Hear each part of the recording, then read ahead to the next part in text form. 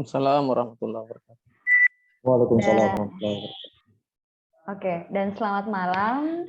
Terima kasih kepada teman-teman yang sudah ikut, baik itu di luar dari anggota FIM dan anggota FIM PII Sulawesi Selatan itu sendiri, dan juga terima kasih kepada seluruh narasumber hari ini, Kanda Yusran, Kanda Adi Zulkarnain, dan Kanda Adi Saifullah Putra, yang mungkin tadi konfirmasi agak sedikit terlambat untuk join Zoom pada hari ini.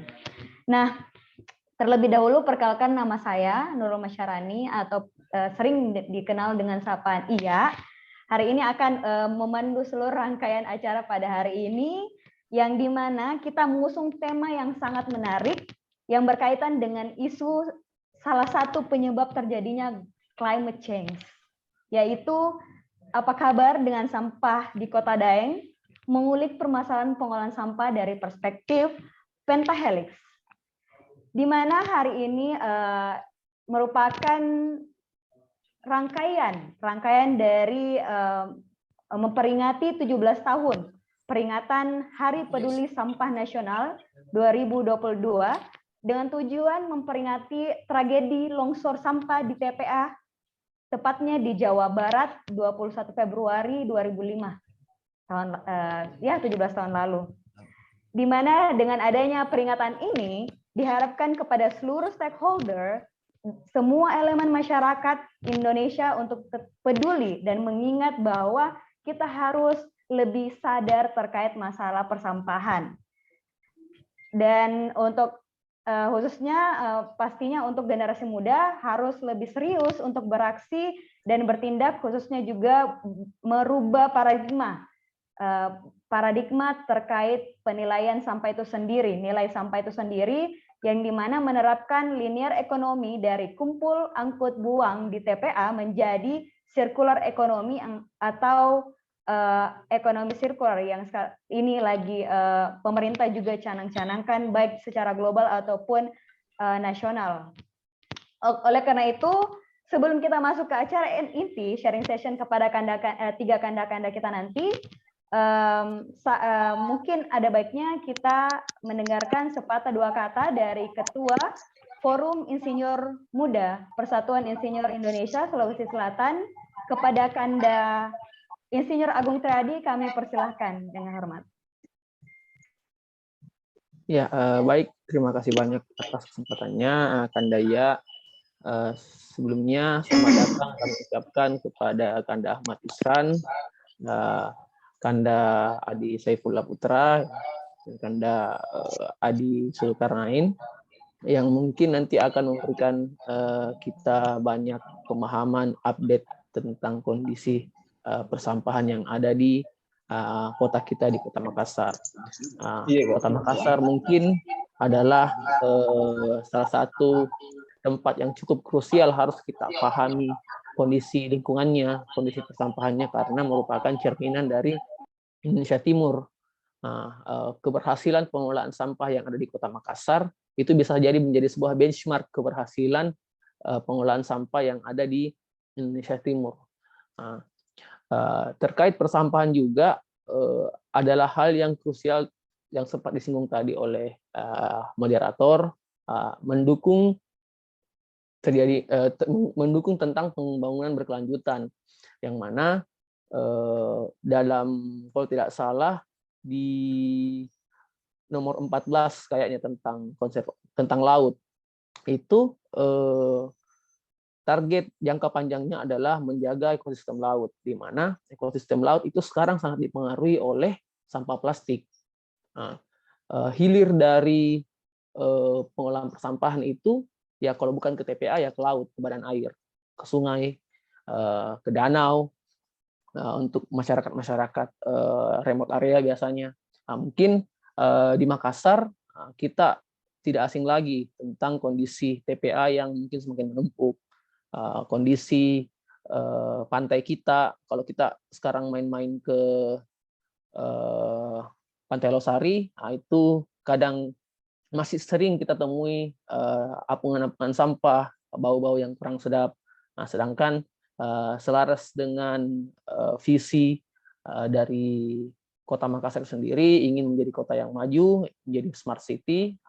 Semoga harapan-harapan itu juga disambut dengan adanya pengelolaan sampah yang terpadu dan berkelanjutan, dan didukung oleh individu-individu Kota Makassar yang sadar bahwa masalah persampahan ini adalah masalah yang tidak instan untuk diselesaikan, harus dimulai sejak dini, harus dimulai sejak anak kecil dari sekitar kita yang kita didik, diri kita sendiri kita didik, dan menjadi sebuah kebiasaan-kebiasaan yang berkelanjutan. Nah, mungkin seperti itu. Semoga apa yang disampaikan oleh pemateri-pemateri nanti bisa sama-sama kita pahami, kita simak, bisa sama-sama kita jadikan sebuah referensi yang kuat terhadap bagaimana kita meningkatkan kapasitas diri untuk pengolahan sampah, khususnya untuk menjaga kota kita agar walaupun kontribusi kecil-kecilnya tetapi bisa berdampak terhadap pengolahan lingkungan dan pengolahan persampahan jangka panjang. Nah, mungkin seperti itu, saya moderator. Terima kasih banyak. Saya kembalikan ke moderator. Baik, terima kasih Kanda Agung untuk sepatah dua katanya ya. Jadi sebelum kita melangkah ke acara sharing session, kita santai-santai saja ya di sini Kak Kanda Yusran, Kak Adi. Jadi sebelum langsung ke pemateri pertama, saya cuma mau menyampaikan bahwa dari hasil kajian Delha Kota Makassar, setiap orang menghasilkan 6 kg sampah per hari.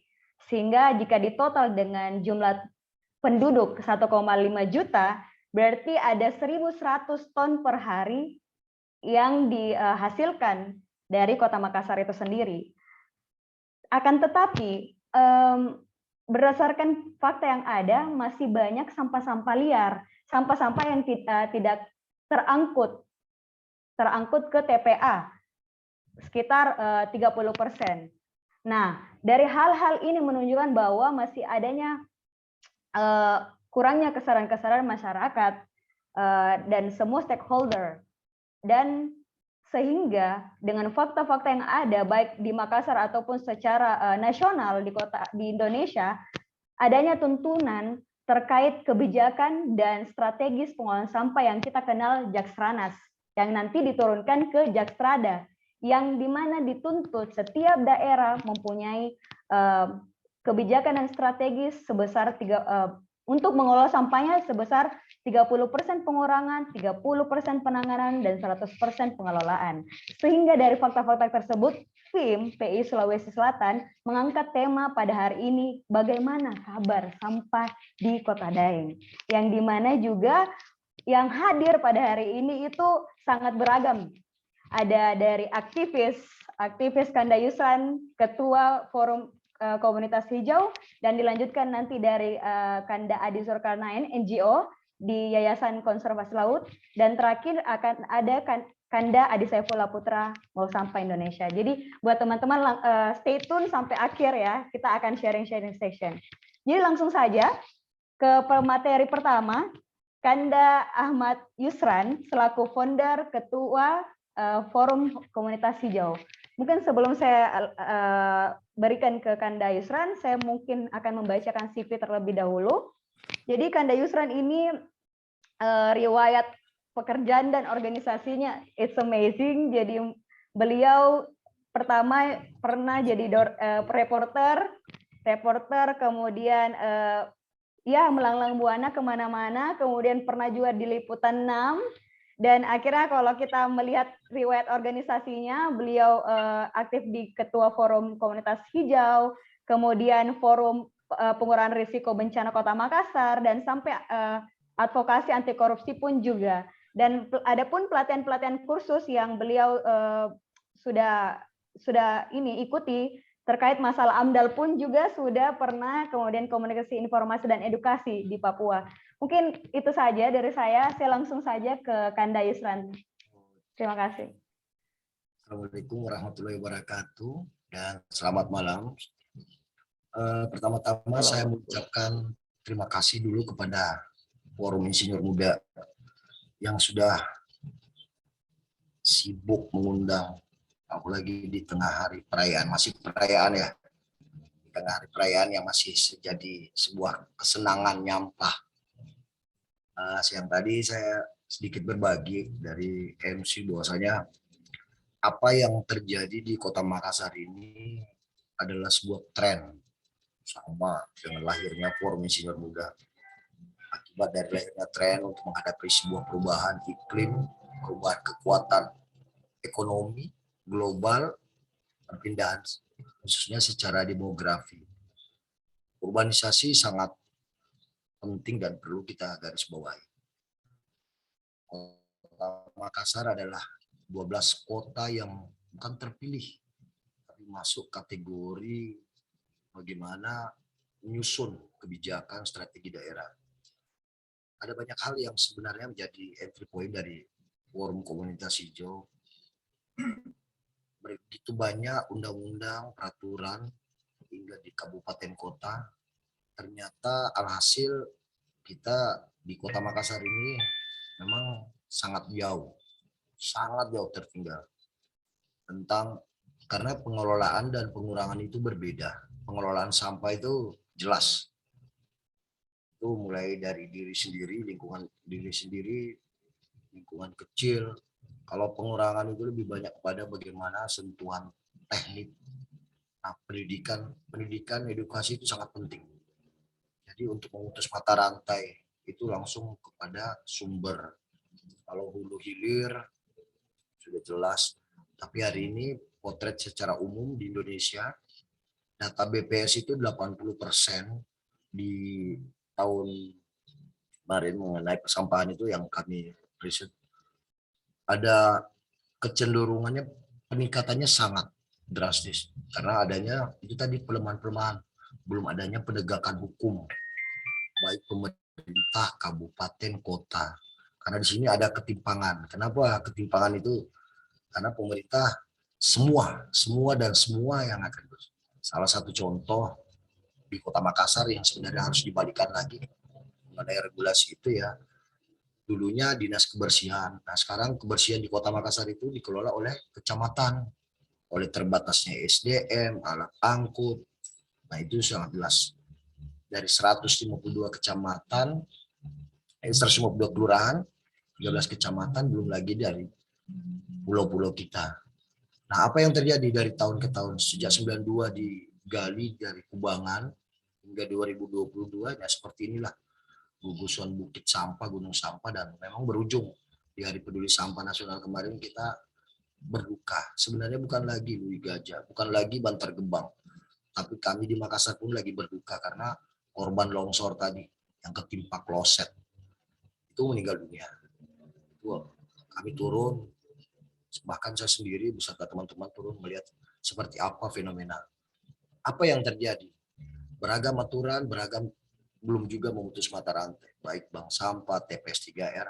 Memang karena dasarnya ada dua, ketidaktahuan dan keterpaksaan membuat itu. Padahal menurut kami, sejauh kami, apa yang kami telah lakukan memang kembali dari diri sendiri. Bagaimana memperkaya hasanah tidak hanya teori, tapi memang praktek kerja langsung dari.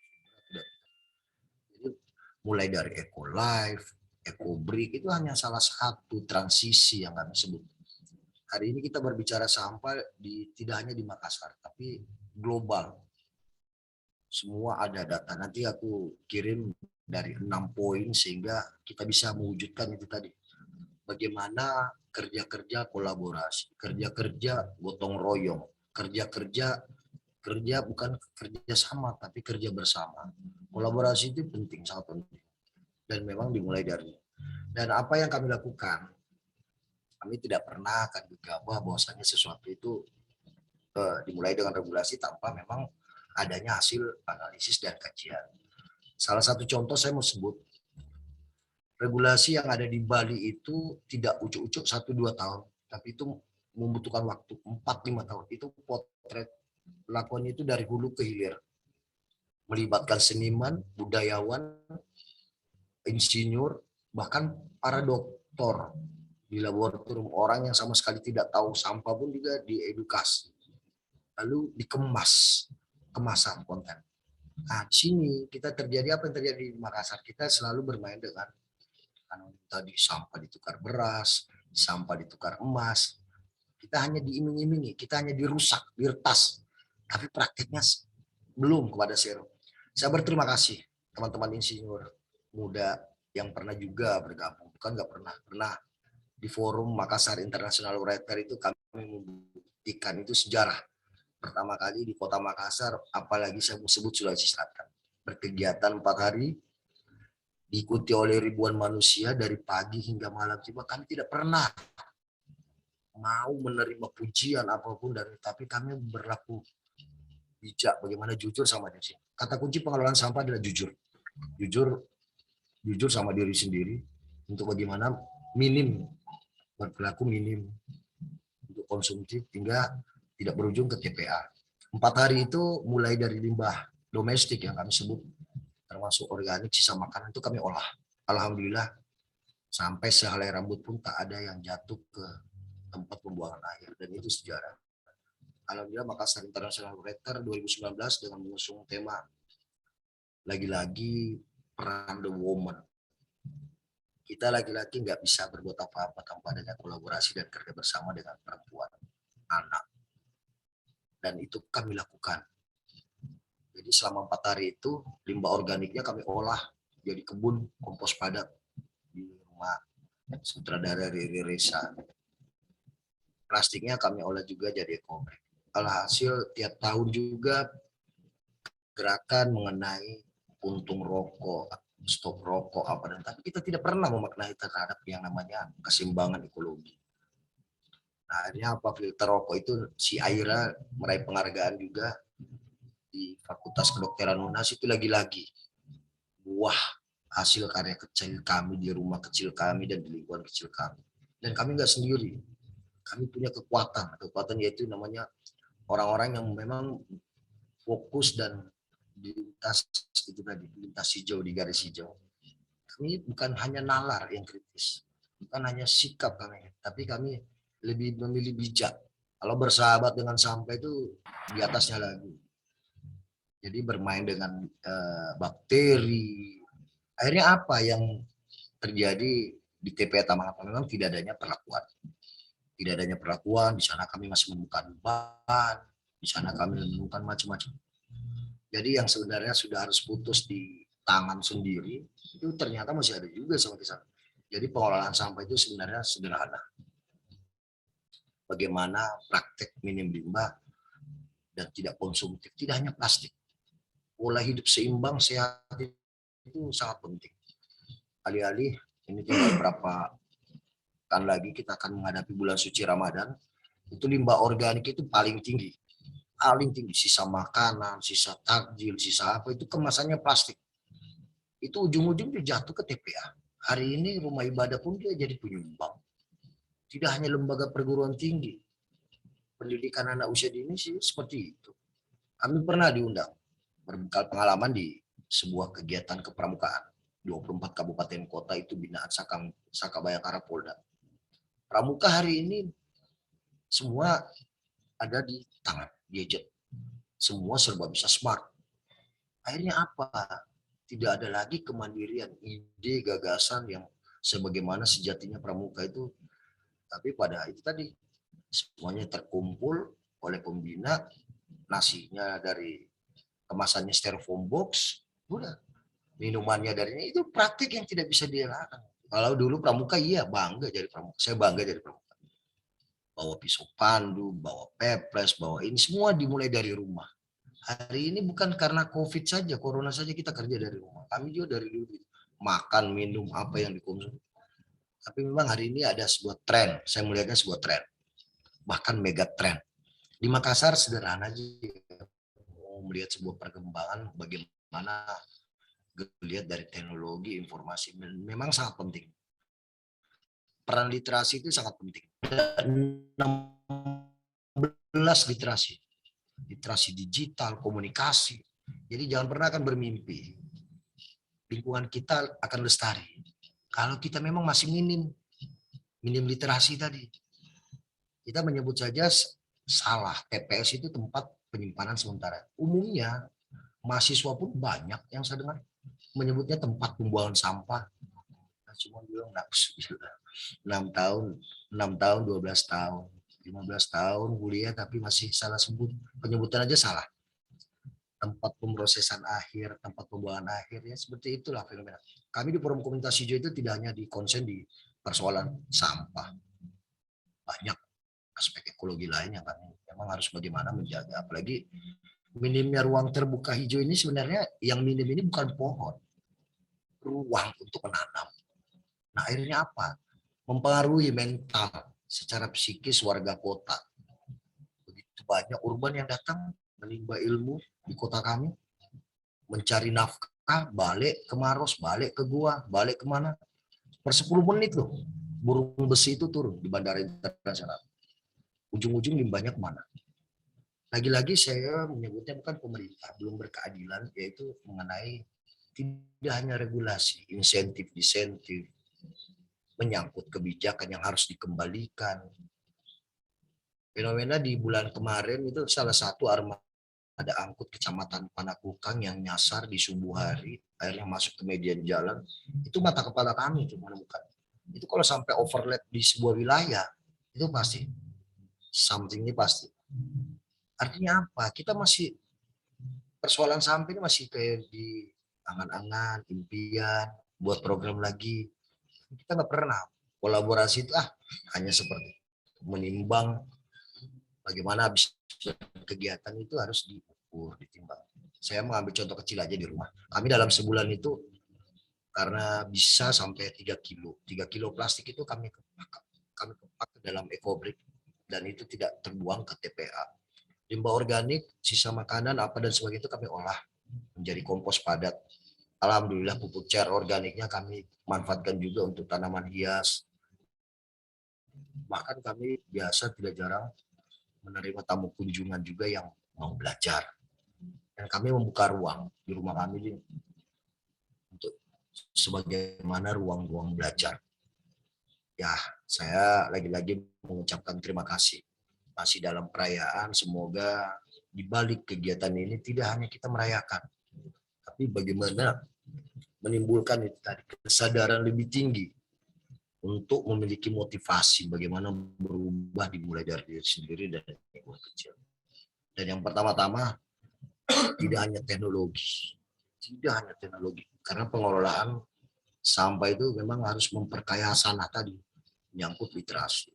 Kalau menyangkut teknik, kita di TPA Tamangapa itu memang sudah kondisinya darurat. Jadi saya pernah berkali-kali juga diwawancara oleh media lokal, bahkan media nasional, saya menyebutnya seperti itu. Makassar itu udah darurat sampah. Nah, alih-alih kemarin press conference oleh Pak Dirjen Gakum, TPA yang ada di Bekasi, di Bantar Gebang, prakteknya saya bilang ada. Kok tidak ada di TPA? Ada. Karena mobil yang masuk, truk yang masuk di TPA Tamangapa itu tidak hanya tangka sarong, ada juga yang masih yang terbuka. Bahkan ada juga truk yang tidak tahu datangnya dari mana membawa. Bisa dibayangkan kalau bongkahan pohon, kloset dan sebagainya, semua ada di sana. Sapi aja yang cari makan ada. Kalau di sana itu data kami itu ada 200 lebih manusia yang masih melakukan pemilahan. Jadi mereka ini memang bukan pengumpul, pemilah, saya sebutnya pemilah. Karena di dalam itu masih ada nilai, ada juga pengumpul yang di sekitar area TPA. Belum lagi ribuan sapi yang mencari makan. Itu ada 1000-an lebih sapi. Itu data ada di PTD sampah sana di pengawas.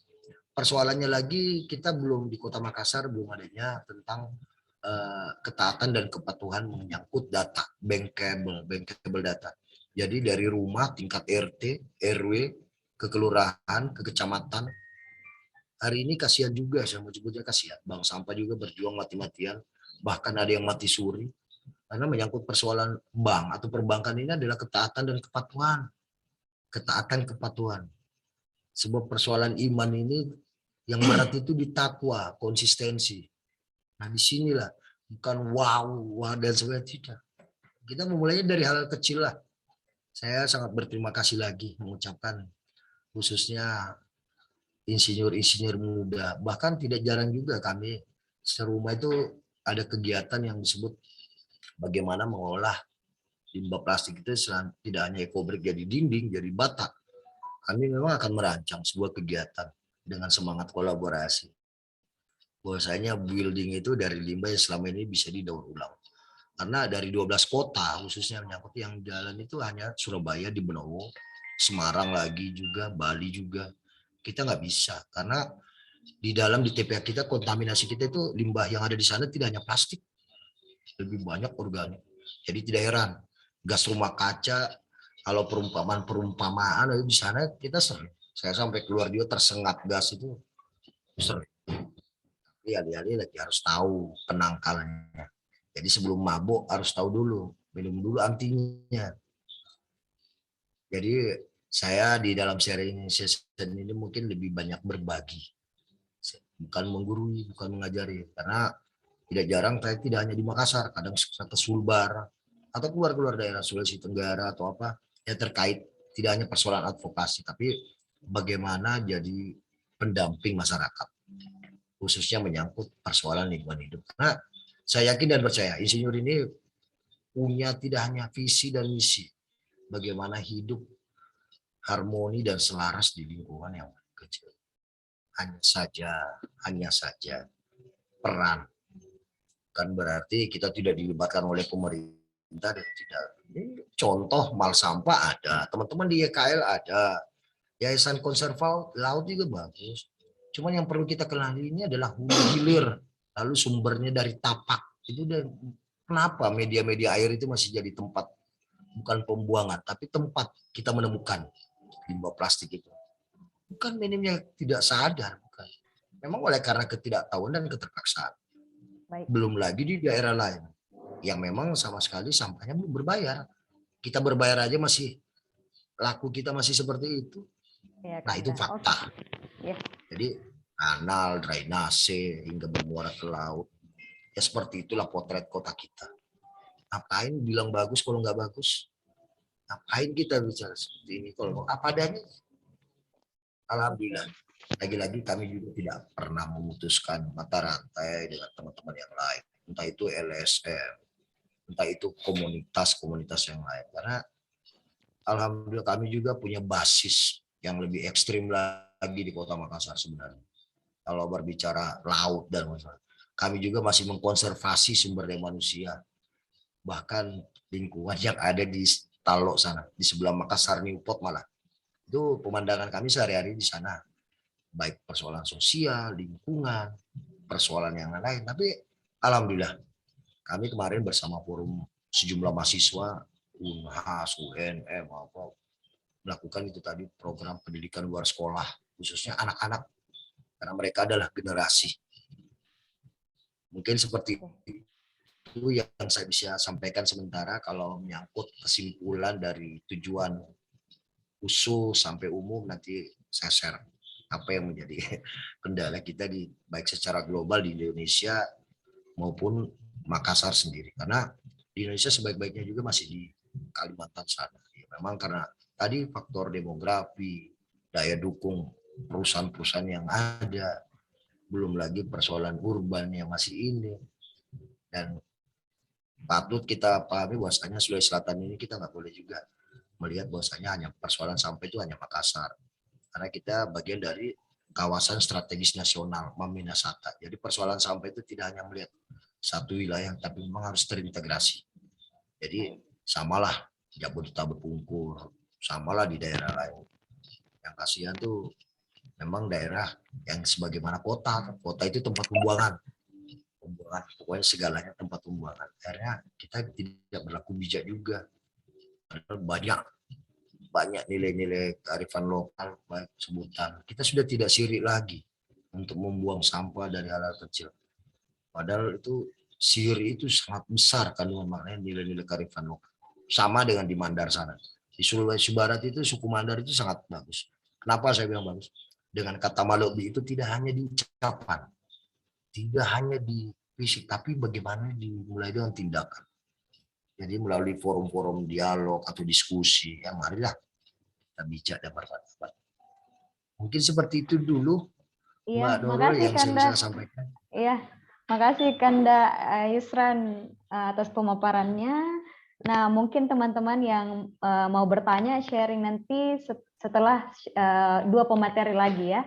Baik, mungkin langsung saja saya ke Kanda Adi Sulkarnain.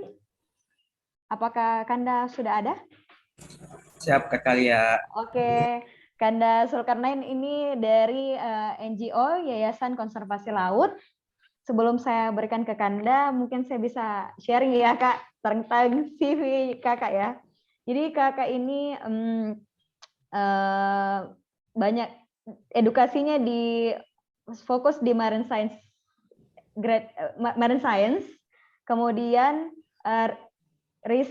pernah research mengenai marine debris di Makassar City, Takalar, kemudian lebih khusus ke mikroplastik, dan juga menjadi konsultan di PT Esa Putih dan masih banyak lagi lah ya Kak terkait kegiatan-kegiatan proyek yang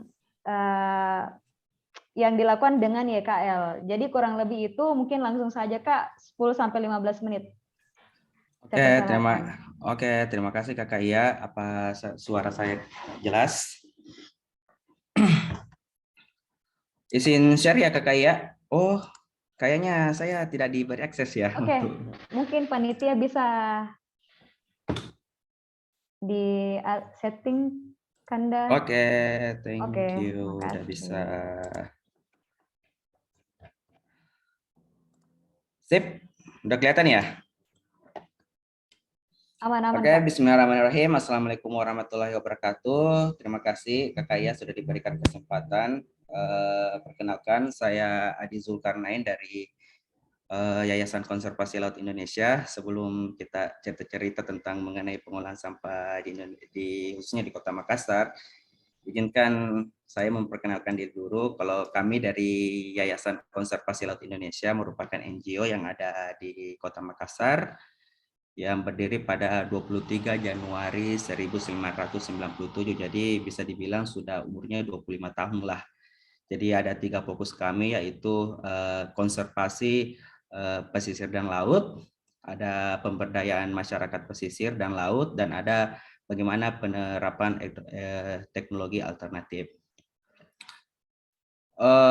Langsung saja kita akan berbicara fakta saja, kita berbicara data bahwa sebenarnya kalau kita melihat data timbulan sampah yang ada di Sulawesi Selatan memang ada peningkatan mulai dari 2019 sampai 2020.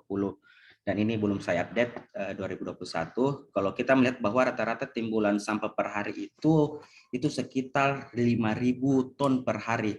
Dengan persentase tertinggi adalah sampah sisa makanan, atau bisa dibilang sampah biowaste itu sekitar 39%, dan plastik itu sekitar 70%. Ini data dari KLHK bahwa bagaimana sih sebenarnya timbulan sampah yang ada di Sulawesi Selatan. Dan kami pernah melakukan riset selama 8 hari di lebih 100 rumah di Kota Makassar. Kita bagi dari lokasi yaitu low income, pemukiman yang low income, middle income, dan high income. Dan kita melihat bahwa selama 8 hari itu teman-teman melihat sampah rumah tangga bahwa ternyata rata-rata sampah rumah tangga mereka adalah sekitar 1 sampai 1,26 kilo per hari sampai 1,52 kilo per hari. Dan kita melihat sampah tertinggi, rata-rata penghasil sampah tertinggi itu ada di high income, yaitu sekitar 1,52 kilogram. Dan kalau kita rata-ratakan per kapita dalam penghasil sampah per hari di rumah tangga, bukan di luar rumah tangga, tapi di dalam rumah tangganya, itu sekitar 0,27 kilo per kilogram. Ini kita ambil data selama 8 hari di 100 rumah yang ada di Kota Makassar. Dan kita bisa melihat bahwa di semua kawasan, misalnya di low income, middle income, dan high income, itu sampah biowaste atau sisa makanan itu sampai lebih 50%, bahkan sampai 69% atau mendekati 70% sampah-sampah biowaste atau sisa makanan, seperti itu. Dan setelah itu kita melihat bagaimana sih sebenarnya sampah di sumber lain setelah di rumah tangga. Kita juga melihat hasil sampah di sektor komersil, rumah sakit, sekolah, dan kantor, dan pasar. Kita melihat bahwa persentase sampah dari sumber lain selain rumah tangga itu tertinggi, 4 besar tertinggi itu ada di pusat perbelanjaan seperti mal-mal yang ada di Kota Makassar, itu hampir 21%. Dan yang kedua ada di hotel 18%, tiga ada rumah sakit sekitar 18% juga, dan restoran itu 17%. Bahwa kita melihat bahwa sampah-sampah yang ada di hotel, restoran, pusat pembelanjaan, dan rumah sakit itu mayoritas penghasil sampah juga. Dan kita juga pernah meriset sampah-sampah yang ada di TPA Tamangapa selama 8 hari, bahwa kita melihat selama 8 hari rata-rata timbulan sampah itu sekitar 740.000 ton. Dan mayoritas selama 8 hari kita melihat, kita pilah sendiri di setiap mobil sampah yang masuk ke TPA Tamangapa, kita pilah bahwa ternyata biowaste atau sampah organik atau sampah-sampah sisa makan itu di atas 50%, dan diikuti 17% sampah plastik. Teman-teman bisa lihat bahwa bagaimana sih sebenarnya potret sampah di lingkungan. Ini kita foto sendiri, ini ada di daerah Muara, Sungai Talo. Ini ada di Kanal Jongaya, ada penghalang sampah, tapi ini tidak berfungsi sama sekali. Kadang berfungsi, kadang tidak, tergantung operasionalnya. Teman-teman bisa lihat. Ini ada di sampah-sampah di jalan raya, di pesisir. Dan itu kita bisa melihat gambaran sampah yang ada di rumah tangga, sampai di sumber lain, itu akan bermuara di mana? Otomatis dia akan ketika tidak ada pengolahan yang baik, dia akan bermuara di pesisir dan laut. Kita bisa lihat bahwa bagaimana sih sebenarnya jenis sampah yang ada di Kota Makassar, khususnya di pesisir. Dari riset YKL tahun 2020, khususnya di Tanjung Bayan dan Angin Mamiri dan Tanjung Bayan pada tahun 2020, itu sampah plastik itu sampai 40% yang mendominasi sampah yang ada di pesisir. Dan hasil penelitian dari Isman itu ada plastik juga yang tinggi dan dibanding sampah-sampah yang lain, khususnya di Pantai Akarena dan Pantai Lalai. Dari sampah yang ada di pesisir itu diperkirakan bahwa rata-rata 100 ton per hari sampah berakhir di laut dan pesisir Kota Makassar, dengan sumber utama pertama aktivitas di darat melalui aliran sungai dan kanal yang bermuara di laut, aktivitas pesisir, aktivitas di laut, dan sampah kiriman dari berbagai wilayah. Dari sumber sampah yang ada di darat masuk ke pesisir, masuk ke laut, dia akan berubah menjadi mikroplastik. Dan saya akan meng-highlight, ini ada 4 khususnya di pesisir selatan, khususnya di tahun 2004, almarhum Prof. Akbar Tahir meneliti 4 dari 10 ikan teri untuk keperluan konsumsi terdapat mikroplastik. Jadi kalau teman-teman membeli 10 ikan teri di pasar lelong atau potere, 4 di antara 10 ikan teri itu mengandung mikroplastik. Yang kedua, ditemukan mikroplastik pada biota di Padang Lamun 3 pulau di Kota Makassar. Saya terlibat langsung di sini di Pulau Langkai, Barancadi, dan Kodengareng Lompoh. Yang kedua adalah ditemukan mikroplastik di tubuh kerang di Pulau Lalai. Ini dari Pak Husnul Yakim. Dan yang ditemukan mikroplastik pada kerang air laut dan sedimen di Pulau Sandrobengi, Kabupaten Takalar, dan mikroplastik pada tambak garam di Jeneponto. Bayangkan teman-teman ketika tambak garam yang ada di Jeneponto sudah tersebar mikroplastik. Terus apa sih dampaknya ketika sampah masuk ke perairan? Apa sih dampaknya? Tentu banyak dampak. Pertama khususnya di biota, terganggunya habitat biota laut hingga menyebabkan banyak kematian, mengganggu rantai makan, jalur transportasi, ekosistem, wisata, dan penyakit. Banyak dampaknya dan kita bisa diskusikan nanti ini. Terus kalau kita melihat sumber sampah yang ada di rumah tangga, sumber sampah di aktivitas yang lain yang hingganya berdampak ke pesisir dan berdampak ke biota, tentu pertanyaan, ada apa sih sebenarnya pada pengolahan sampah yang ada di Kota Makassar? Kalau kita meng-highlight atau kita diskusikan bahwa bagaimana sih sistem pengolahan sampah yang ada di Kota Makassar, mulai kita akan berbicara 2 faktor. Yang pertama, bagaimana penjemputannya dan bagaimana pengelolaannya. kalau berdasarkan riset yang kami lakukan bahwa sebenarnya penjemputan yang ada di Kota Makassar, penjemputan sampah yang ada di rumah-rumah yang ada di Kota Makassar itu sebenarnya sudah terkendali dan tapi terbatas, terkendali dalam terbatas, yang dimana ciri-cirinya memang sebagian rumah sudah ada pengumpulan sampah dilakukan dari pintu ke pintu. Yang kedua, setiap kawasan tempat tinggal memiliki titik-titik pengumpulan sampah yang berjarak kurang lebih 200 meter. Secara umum, pelayanan sampah dilakukan dalam waktu 1 sampai 3 hari sekali. Angkutan sampah sekunder terkoordinasi dan terhubung dengan angkutan sampah primer. Artinya motor-motor sampah yang masuk ke perumahan-perumahan itu terkoordinasi dalam angkutan sampah primer. Tapi dalam sistem penjemputan yang terkendali ini tentu ada beberapa kekurangan. Kita terus terang saja.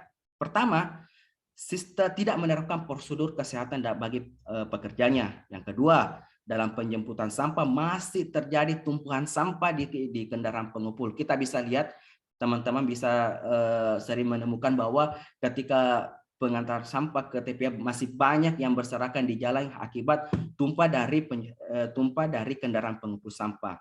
Yang ketiga adalah tidak menjangkau wilayah pulau, misalnya pulau-pulau yang luar seperti Langkai dan lain juga merupakan pulau terluar di Kota Makassar, itu tidak terjangkau pengolahan sampah. Yang kedua, pembayaran retribusi pengangkutan sampah di masyarakat tidak merata dan tidak sesuai regulasi yang diterapkan.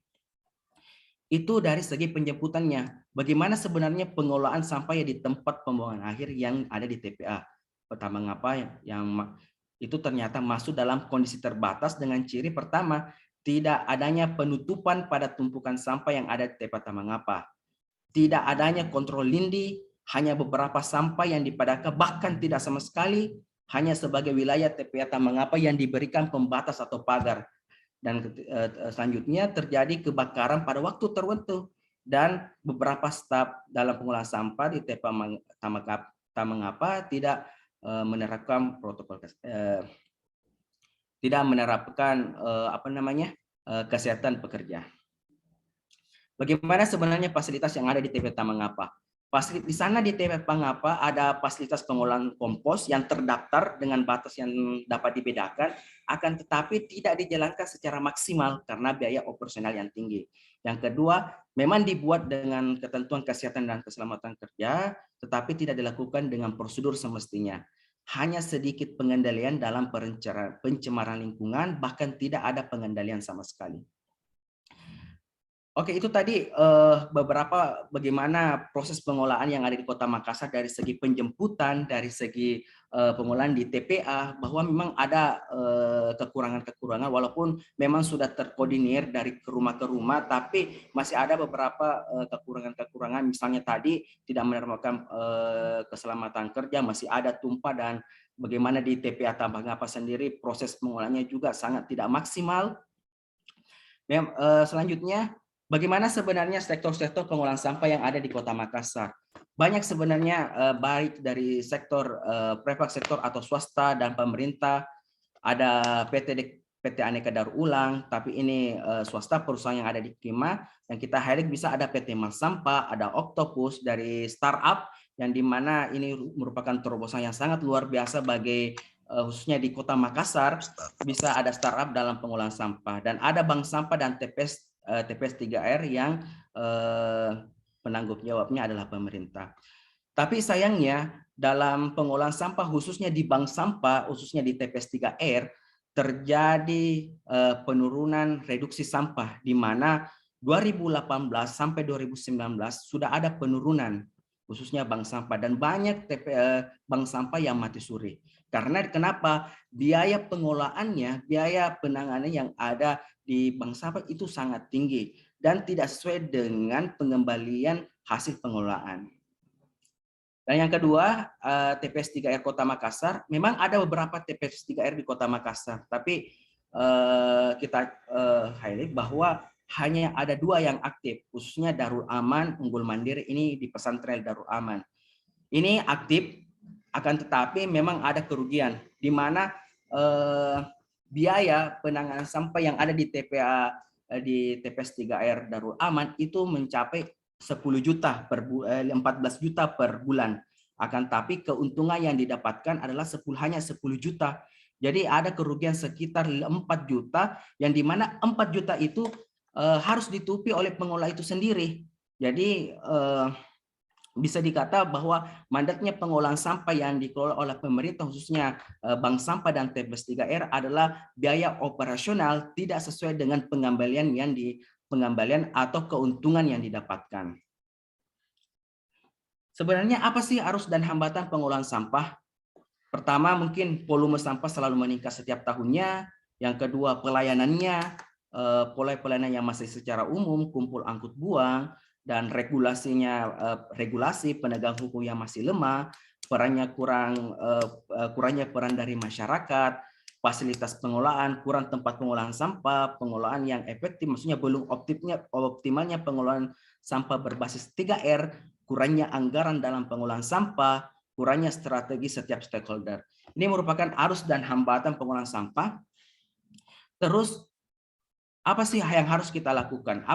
Upaya apa yang harus kita lakukan ke depannya? Pertama, tentu kolaborasi, di mana kita harus pengolahan sampah ini harus dikelola secara multi pihak, baik pemerintah, swasta, NGO, CSO, akademisi, dan kelompok masyarakat. Harus adanya penguatan mitra, harus ada riset dan inovasi, di mana riset ini harus kita maksimalkan dan mengembangkan inovasi untuk pengurangan sampah plastik. Harusnya ada rencana aksi terpadu. Ini kita akan melakukan rencana aksi terpadu dan penegakan regulasi, di mana penegakan regulasi yang ada saat ini harus kita tegakkan dan memaksimalkan 3R, penerapan sistem 3R. Jadi intinya dalam penanganan sampah itu ada tiga tahapan, di mana harus kita sentuh di semua pihak, khususnya akademisi, pemerintah, di mana ada 3 upaya. Pertama itu knowledge, attitude, praktik, di mana pengetahuan dalam penanganan sampah atau pengolahan sampah jangan hanya sampai di tahap pengetahuan, di mana tahap pengetahuan harus kita upgrade ke tahap sikap, bahkan tahap ke praktis, di mana ketika kita sudah tahu, kita harus menyikapi bagaimana sampah dari tingkat tapak, misalnya dari rumah tangga, sudah ada aksinya, dia bisa memilah sendiri, misalnya lah sampah-sampah, kalau kita bisa kurangi, minimal bagaimana caranya sampah kurang sampai ke TPA. Misalnya sampah-sampah biowaste-nya kita buatkan biopori, misalnya, di mana sampah-sampah plastik yang bisa kita jual bisa kita bermitra dengan bank sampah misalnya, atau dengan pemerintah atau dengan bank sampah misalnya. Mungkin itu yang bisa saya sampaikan, bahwa sebenarnya ada kata kuncinya kolaborasi antara akademisi, NGO, dan semua pihak masyarakat sangat penting, di mana kolaborasi ini merupakan upaya yang bisa kita lakukan dalam penanganan sampah yang ada di Kota Makassar, khususnya di rumah tangga. Pendekatan dan pendampingan di rumah tangga sangat penting. Bagaimana rumah tangga harus sampai ke tahap sikap, bahkan ke tahap praktisnya. Mungkin itu Kakak Iya, mungkin nanti kita lebih banyak diskusi setelah ini. Terima kasih Kak Iya. Assalamualaikum warahmatullahi wabarakatuh. Saya kembalikan. Waalaikumsalam. Terima kasih Kanda Kak Adi dari YKL. Jadi jangan sampai di pengetahuan saja. Pengetahuan itu harus disikapi dan juga harus diimplementasikan dan juga berkolaborasi. Jadi sebelum kita ke Q&A, ada satu pemateri lagi dari Kak Adi Saifullah selaku founder dan CEO Mall Sampah. Dan sebelum ke Kak Adi, Mall Sampah, mungkin saya akan membacakan CV terlebih dahulu. Oke. Baik, jadi Kak Adi Saifullah Putra ini berasal lulus dari hukum UMI, kemudian pernah mendapatkan awards, the first winner IFRC di Jakarta, kemudian juga Gold Medal Winner International Young Investor Award di 2016, dan juga pernah the winner of Asian Rice Bowl 2017, dan juga banyaknya penghargaan-penghargaan yang telah dicapai. Mungkin itu saja. Langsung saja ke Kak Ade, saya persilakan. Assalamualaikum warahmatullahi wabarakatuh. Sebelumnya saya ucapkan terima kasih banyak kepada FIM, banyak kakak-kakak dan teman-teman saya di sini. Kemudian juga saya ucapkan dan hormat saya teruntuk kakak Yusran, Kanda Yusran, dan juga kakak Adi dari KL, dan juga tentu Ibu moderator dan semua kakak-kakak insinyur muda yang ada di forum ini. Sebelum saya mulai sharing, saya izin share. Ya, ya. Mohon maaf kepada, oke, panitia mungkin boleh diizinkan saya untuk share. Oke.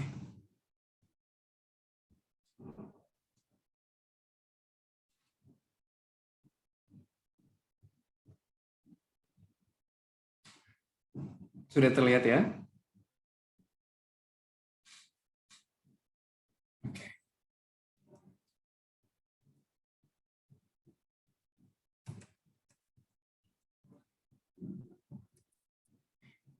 Oke. Sebelumnya terima kasih banyak. Jadi Mall Sampah adalah circular economy platform atau waste management platform yang berfokus pada sistem koleksi untuk material daur ulang di masyarakat. Dan Mall Sampah entity-nya atau badan hukumnya itu adalah perusahaan teknologi, bukan LSM atau yayasan. Jadi kita memiliki beberapa layanan untuk digunakan oleh masyarakat. Nanti mungkin kami akan cerita lebih jauh. Nah, kenapa pendekatan teknologi? Karena menurut kami dari masalah yang ada yang kita hadapi saat ini ya, bahwa pendekatan negara-negara berkembang untuk menyelesaikan permasalahan sampah itu tidak sama dengan pendekatan negara maju untuk menyelesaikan permasalahan sampah. Kalau di negara maju mungkin ada banyak investasi dan juga infrastruktur fisik yang mereka punya dan mereka miliki dan juga mampu untuk mengoperasionalkan. Tetapi kalau di Indonesia tentu karena secara geografis kita terdiri atas kepulauan, tentu tidak memungkinkan untuk menyediakan insinerator atau waste to energy di semua daerah di Indonesia, dan juga tentu investasinya juga sangat mahal untuk kondisi kita sebagai negara berkembang, dari regulasi, implementasi, dan banyak hal yang membuat pendekatan kita untuk menyelesaikan permasalahan sampah itu memang tidak bisa disamakan dengan pendekatan negara maju. Jadi kami melihat, tentu saya di sini berbicara sebagai komunitas dan juga startup teknologi untuk menyikapi sampah ya, bukan sebagai pakar atau stakeholders. Nah, jadi dari sudut pandang kami sebagai pelaku startup teknologi bahwa kami melihat dan melakukan riset kecil-kecilan ya, bahwa kunci dari rantai pengumpulan dan rantai daur ulang di Indonesia itu adalah sektor informal, seperti pengepul, pemulung, bank sampah. Itu mereka adalah peran kunci atau kunci dari rantai pengumpulan dan daur ulang. Bahkan material daur ulang seperti plastik, pelet, dan juga daur ulang material-material lain seperti kaca, logam, itu bergantung pada sektor informal ini. Nah, masalahnya adalah sektor informal ini tidak cukup diberdayakan dengan baik. Tidak ada akses ke bantuan, tidak ada akses ke perbankan, tidak ada akses ke teknologi, tidak ada akses ke jaminan sosial. Jadi kami melihat bahwa teknologi itu harusnya bisa membantu mereka untuk meningkatkan efisiensi dan efektivitas kerja mereka, sehingga mereka bisa lebih layak di dalam bekerja bisa lebih efektif, dan pada dasarnya pada akhirnya meningkatkan income dan taraf hidup pengepul dan pemulung ini. Ketika pengepul dan pemulung ini meningkat taraf hidupnya dan juga efektivitas kerjanya, tentu akan lebih banyak sampah yang dikumpulkan, akan lebih banyak sampah yang didaur ulang, akan lebih banyak sampah yang tidak berakhir di alam. Sesederhana itu analogi kita, kenapa kita membuat sebuah platform untuk mendigitalisasi sektor informal seperti pengepul dan pemulung. Kenapa sektor informal? Karena balik lagi ke pernyataan saya yang di awal bahwa untuk kondisi saat ini pemerintah kita tidak bisa melakukan investasi besar-besaran terhadap infrastruktur fisik seperti waste to energy dan lain-lain untuk saat ini. Jadi kita perlu memanfaatkan teknologi dan juga infrastruktur daur ulang yang telah ada dan yang telah eksis.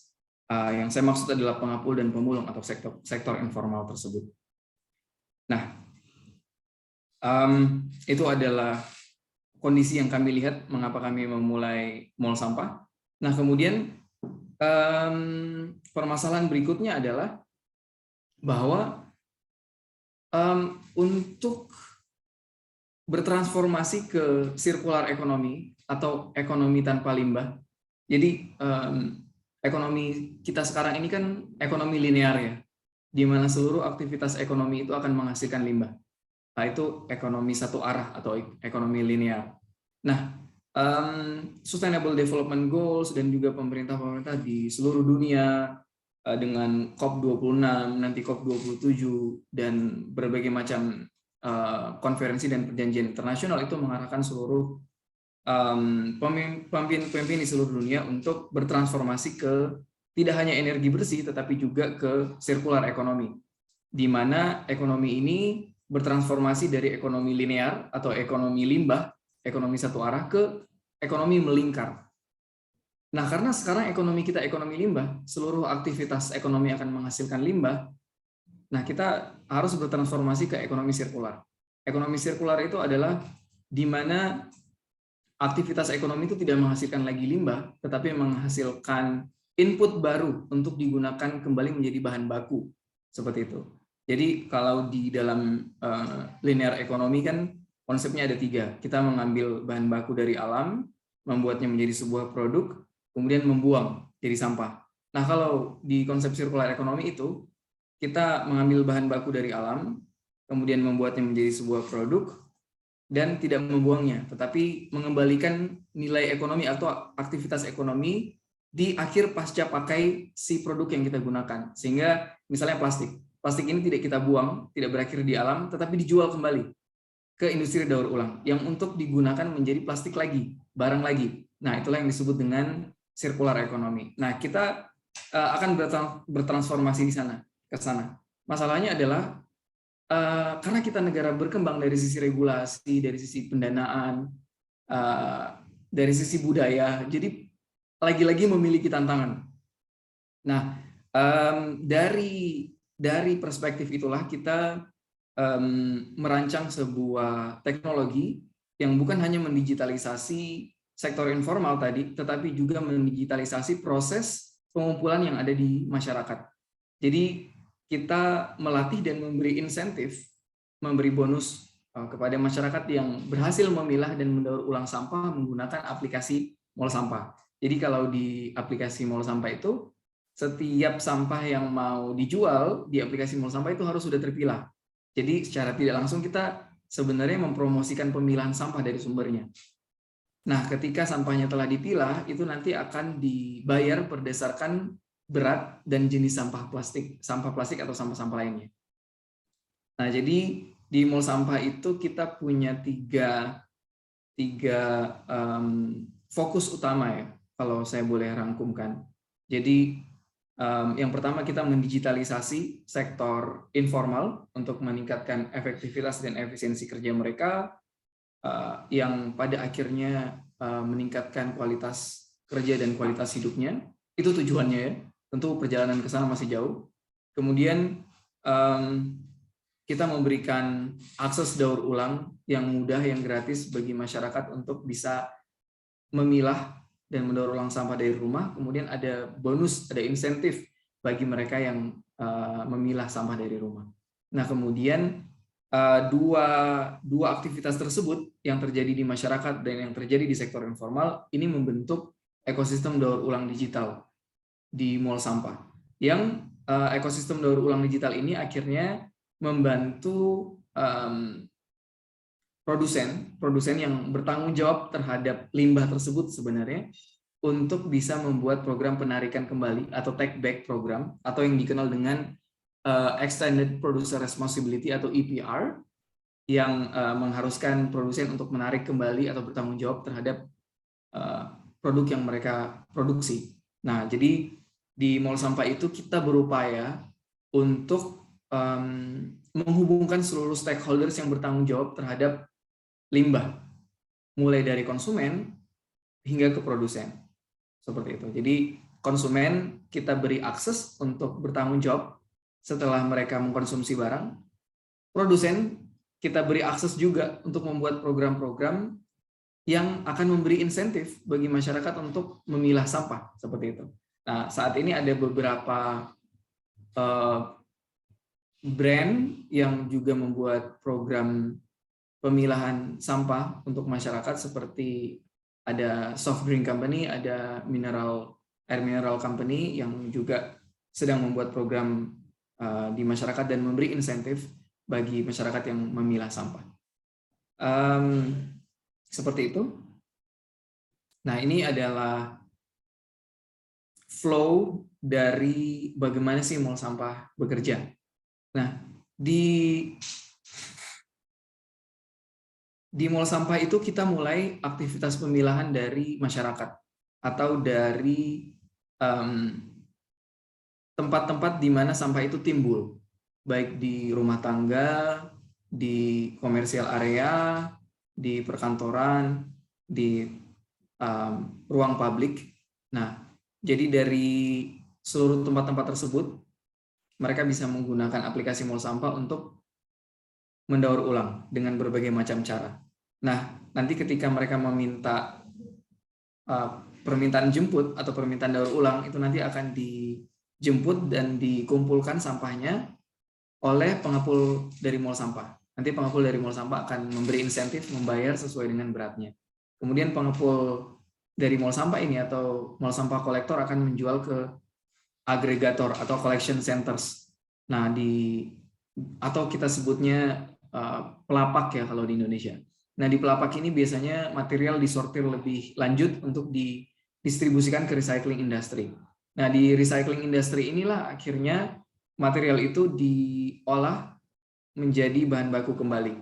Misalnya kalau plastik jadi plastik pelet atau biji plastik yang nanti itu akan dijadikan bahan baku untuk membuat plastik, berbagai macam produk daur ulang plastik. Nah, dari proses yang dilakukan oleh keempat stakeholders ini dari masyarakat sampai recycling industry, itu akhirnya memungkinkan produsen untuk membuat dukungan untuk pemilahan. Karena masalah sampah dan juga cara kita mengurangi dan menangani sampah itu multi stakeholders. Jadi semua pihak di dalam rantai konsumsi itu harus bertanggung jawab di dalam mengurangi dan mengelola sampah. Nah, berikut adalah dampak dari mall sampah. Jadi sampai saat ini kita memiliki dan memberdayakan 500 kolektor sampah informal di Makassar dan Jakarta. Kemudian kita ada, maaf ini datanya perlu diupdate, ada 200 lebih collection centers atau gudang pusat pengumpulan.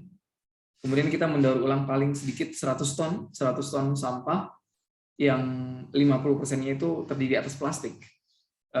Kemudian kita memiliki 35.000, datanya belum diupdate ya, 35.000 recyclers, users atau pengguna yang berlangganan untuk mendaur ulang sampah. Kemudian kita ada 6 daerah operasional, ada 1 di Jakarta dan 5 daerah lainnya di Sulawesi Selatan. Kemudian kita juga dari aktivitas daur ulang ini itu berkontribusi untuk mereduksi emisi karbon sebanyak 45 ton emisi karbon per bulan dari aktivitas daur ulang sebanyak 100 ton tadi. Jadi ketika lebih dari 100 ton, emisi yang direduksi itu lebih besar juga. Kemudian kita punya lebih dari 10 brand partners yang bekerja sama dengan Mall Sampah untuk membuat program-program dukungan bagi masyarakat untuk memilah sampah, dukungan insentif ya bagi masyarakat ataupun sektor informal untuk melakukan pemilahan sampah. Karena seperti yang dimention Kak Yusran tadi, kalau kita berbicara tentang circular economy itu ada banyak sekali aspek dan infrastruktur yang perlu kita bikin, dan salah satu hal yang penting di dalam circular economy adalah pemberian insentif bagi konsumen akhir dan juga bagi fasilitas daur ulang dan fasilitas pengumpulan. Dan itulah yang kami lakukan di Mall Sampah. Nah, seluruh capaian-capaian yang kami lakukan, yang kami capai ini, itu berkontribusi untuk capaian SDGs. Terutama SDGs nomor 1, nomor 8, nomor 12, nomor 13, dan nomor 14. Nah, jadi ini adalah peta operasional kita. Kita ada di Sulawesi Selatan sama DKI Jakarta. Dan yang menarik juga karena Mall Sampah startup dari Makassar ya. Dan sebagian besar kita ini adalah 100% ya, bukan sebagian besar, 100% anak-anak yang kuliah di Makassar gitu ya. Yang kuliah di Makassar. Ada dari Unhas, ada saya dari UMI, ada dari UIN, ada dari UNM, macam-macam hampir. Ada dari STIMIK ya. Jadi tentu menjadi tantangan juga bagi kita untuk memperkenalkan solusi atau teknologi dari timur ya. Bahkan engineers kita di Mall Sampah juga 100% dari Makassar, engineers yang buat teknologi kita. Mungkin cukup demikian. Sebelum saya menutup sharing-sharing pada sesi saya, mungkin panitia boleh diputarkan 2 video. Satu video tentang profil Mall Sampah, satu video lagi tentang inovasi reverse vending machine atau box penukar botol dari Mall Sampah. Saya persilakan ke panitia. Terima kasih. Assalamualaikum warahmatullahi wabarakatuh. Baik, mungkin Kak teman dari... Oke, silakan. Ada 8 juta ton sampah memasuki lautan setiap tahunnya dan mencemari ekosistem laut. Tapi kita bisa mencegahnya saat ini juga dengan cara mendaur ulang sampah yang kita hasilkan. Dengan aplikasi Mall Sampah, kamu bisa mendaur ulang sampah yang kamu hasilkan. Order penjemputanmu dan mitra akan menjemput sesuai dengan lokasi dan waktu yang telah kamu tentukan. Dengan mendaur ulang, kamu juga turut serta mensejahterakan pengepul dan pemulung di berbagai daerah di Indonesia loh. Sampahmu akan ditimbang, kemudian dibayar dalam bentuk cash atau MS Point. Di fitur Drop Off, kamu bisa mengantar langsung sampah daur ulangmu ke drop off point terdekat. Buka aplikasi Mall Sampahmu dan ubah jadi kebaikan.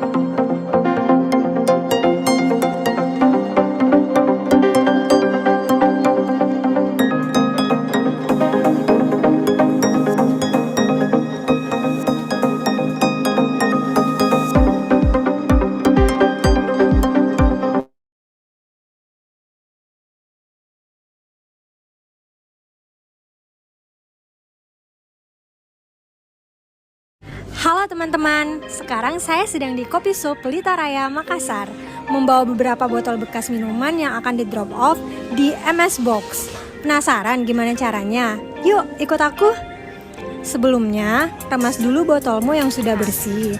Lalu, masukkan ke lubang di mesin, buka aplikasi mal sampahmu, pilih menu MS Box, scan QR code, foto botol yang sudah dimasukkan, klik request your point, dan selesai. MS Pointmu akan diproses dalam waktu 24 jam. Nantinya bisa ditukar dengan berbagai macam e-wallet, bahkan emas loh. Yuk, cobain sekarang. Oke, baik. Saya kira mungkin tadi pemaparan dari Kak Adi mau sampah. Kata kunci dari tadi yang saya bisa tangkap bahwa diperlukannya adanya digitalisasi pemberdayaan pengepul yang dimana menjadi key point dari meningkatkan rate daur ulang di Indonesia, dan juga perlunya adanya extended producer responsibility untuk produsen dan insentif ke akhir konsumen. Oke, baik, kita beralih ke acara berikutnya yaitu Q&A. Saya langsung saja ya Kak, saya langsung saja melihat dulu di ini, di mana? Di chat.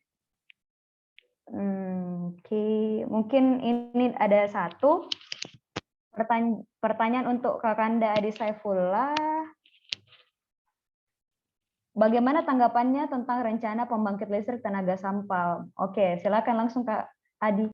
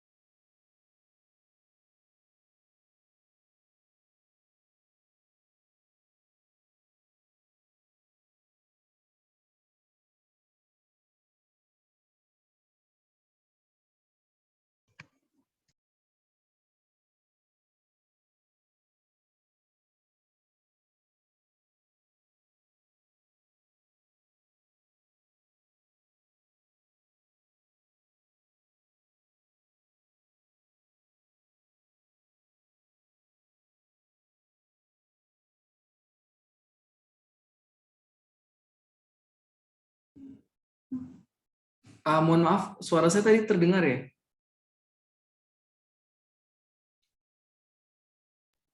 Maaf Kak, nggak ada.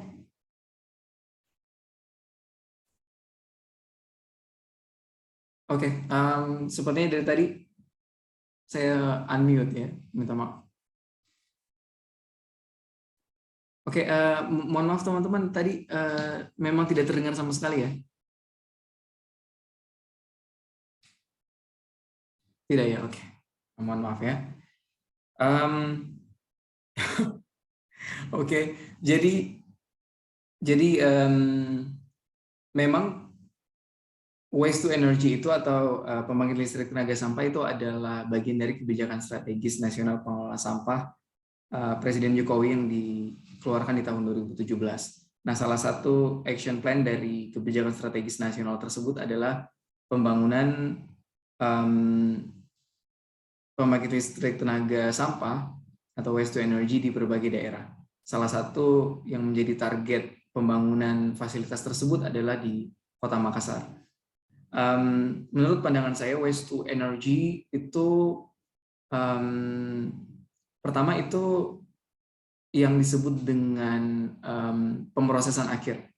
Jadi itulah yang sebenarnya pemrosesan akhir. Jadi setiap sampah yang masuk ke TPA akan diproses di insinerator untuk dijadikan energi. Nah, tapi perlu dicatat bahwa proses dari waste to energy itu juga perlu dimaksimalisasi tindakan-tindakan lain sebelum sampahnya itu dibakar di insinerator untuk dijadikan energi. Bukan hanya di Indonesia, tetapi juga isu ini juga di negara-negara maju yang sudah lama banget menerapkan model atau fasilitas waste to energy. Karena kalau di dalam proses waste to energy itu kita membakar material ya. Jadi material itu tidak sirkular, tetap linear, tetap dimusnahkan materialnya. Padahal material yang dikumpulkan itu bisa jadi masih ada nilai ekonomi yang tentu saja bisa diputar kembali, bisa ada pengepul dan pemulung yang dapat hidup dari situ, ada UKM misalnya yang bisa bikin kerajinan dan lain-lain ya. Jadi waste to energy itu diperlukan, tetapi bukan berarti kita bebas untuk membuang apa saja. Waste to energy itu adalah pemrosesan akhir atau material-material yang low value yang memang tidak bisa didaur ulang itu baru dibakar. Tetapi sebelum sampai di fasilitas waste to energy tersebut, ada upaya-upaya pengurangan dan pemilahan agar material yang bisa didaur ulang itu tidak dimusnahkan di insinerator, tetapi dijadikan nilai ekonomi kembali.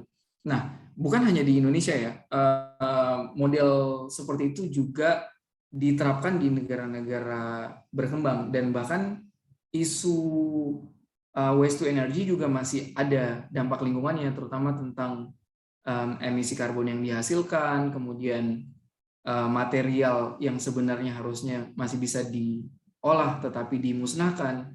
Karena kalau kita memusnahkan material atau memusnahkan energi, itu kita perlu mengambil material baru dari bawah tanah, dari alam. Jadi tidak sirkular ya, tidak memberi stok yang bagus bagi alam untuk mencadangkan sumber daya. Ya, jadi waste to energy itu adalah baik, tapi pemrosesan akhir aja ya. Jadi tetap kita harus melakukan pengurangan dan pemilahan seperti itu. Oke, baik. Mungkin dari tadi saya lihat Kak Kanda Yusra ini sudah ketawa-ketawa. Kayaknya ada pandangan lain nih Kak, bagaimana terkait masalah isu adanya waste to energy ya, yang nantinya sudah diinformasikan lah dari pemerintahan kita, khususnya di Kota Makassar. Bagaimana Kanda Yusran, silahkan.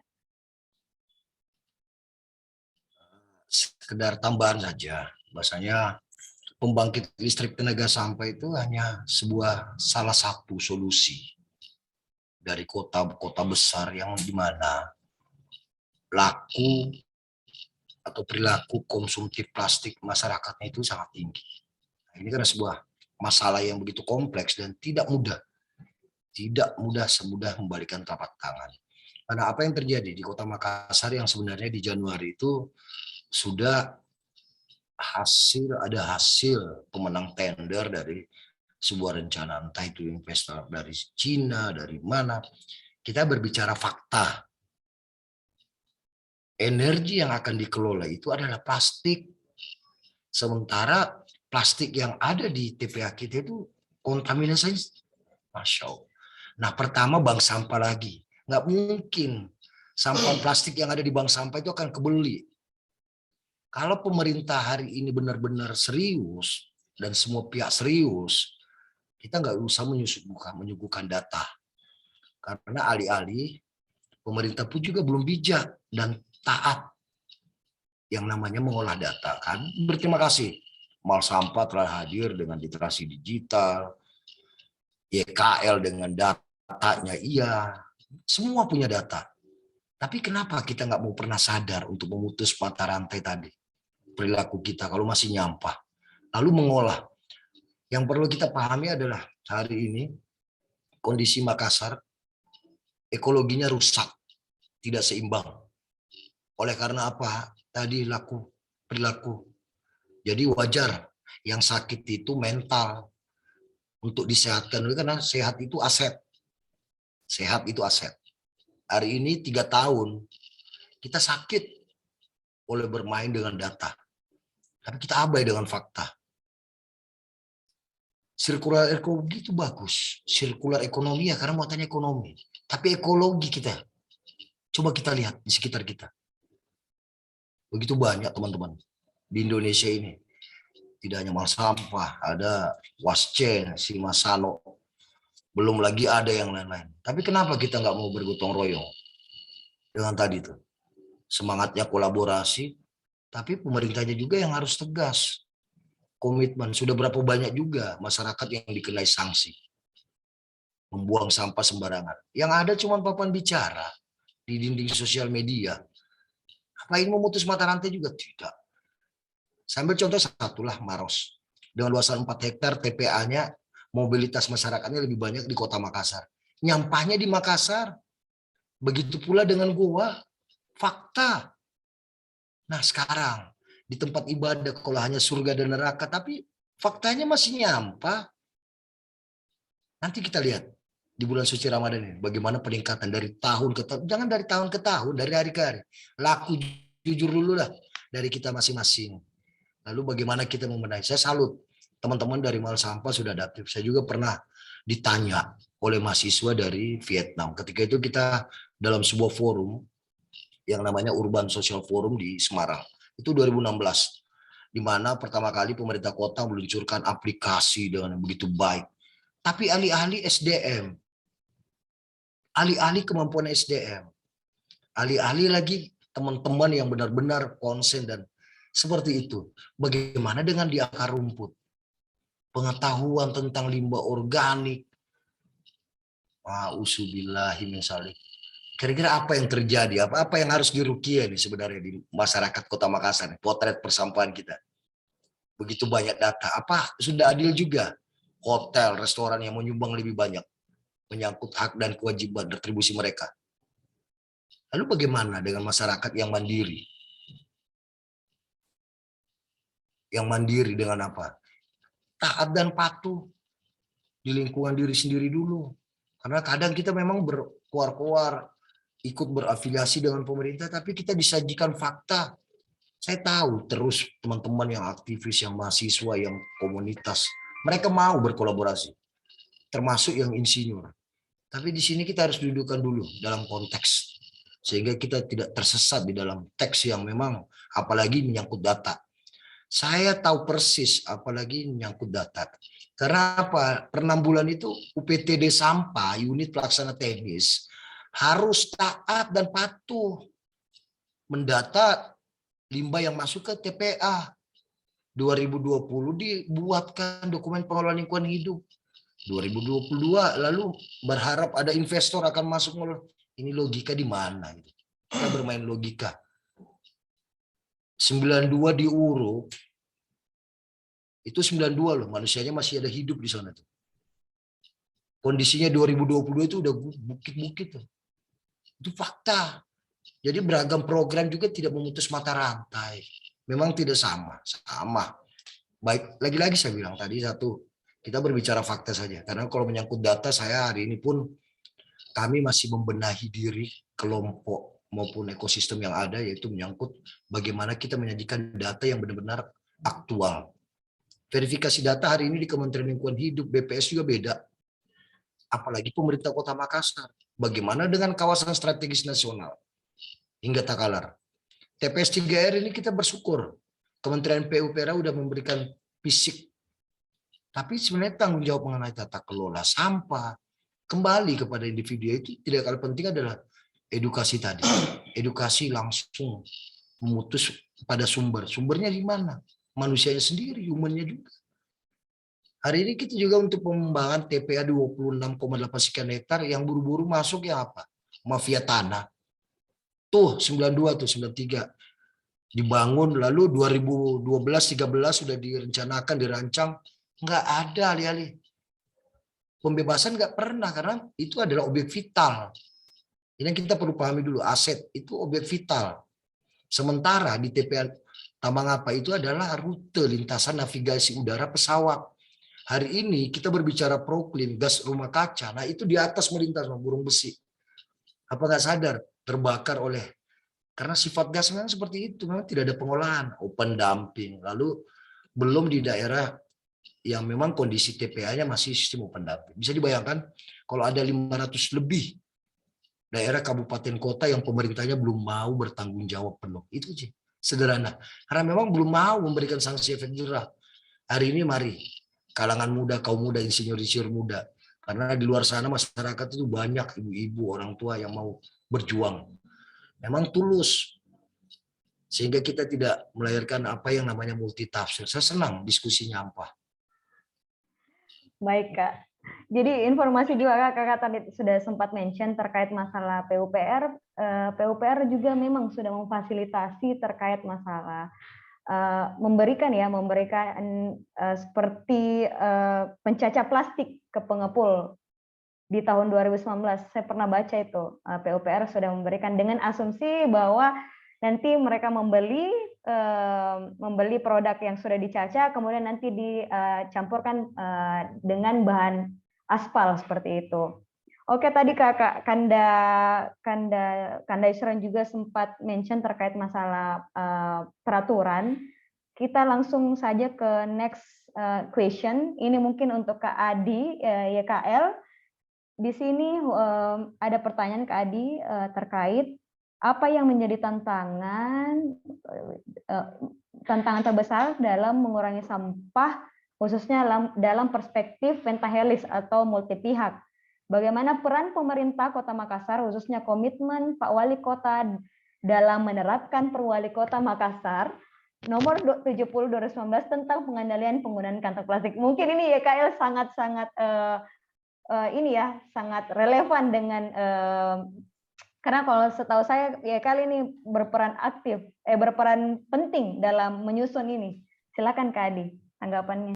Oke, terima kasih Kakak Iya, bahwa memang sebenarnya aturan nomor 70 tahun 2019 memang baru-baru dikeluarkan oleh pemerintah kota mengenai pengendalian penggunaan kantong plastik.